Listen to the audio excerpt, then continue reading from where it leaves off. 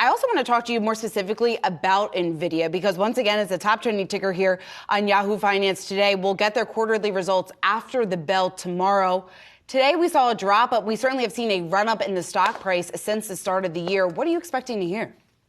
Yeah, I think, the big conversation is going to be around AI. Obviously, that's where Nvidia has been making its bones as of late. It was previously only making, or not only, but making the majority of its money through gaming. And it's still doing well as far as gaming goes, though not nearly as well as it did during the pandemic. As far as early numbers that we're expecting, we're looking at a potential 1.6 billion in revenue from the gaming division. Last year, the same quarter, Q4, they brought in 3.42 billion. So a massive potential drop. And look, we saw that in Q3 as well. We saw gaming revenue down 51% in Q3. And, as far as the data center, though, that's expected to improve. As we talk about inflation, we talk about rising interest rates, and some companies potentially pulling back on their broader spending as far as IT goes. For Nvidia and the AI story, it's all the better when we have conversations about things like OpenAI's ChatGPT,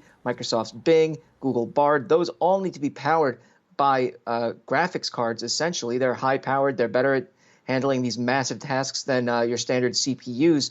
And so that's good news. The broader discussion about AI, not necessarily those companies, Microsoft, OpenAI, and Google, but the broader conversation. It pushes people more into discussing AI, and that is much better for Nvidia. So, we're looking for some improvements to year over year to the data center business, but a steep decline in the gaming business. Yeah, the prevailing wisdom out there in the street has been that Nvidia will be the primary beneficiary of OpenAI's ChatGPT. Of course, that is probably well down the road, but certainly a tailwind at some point. Dan Howley, good to see you, sir. Thank you.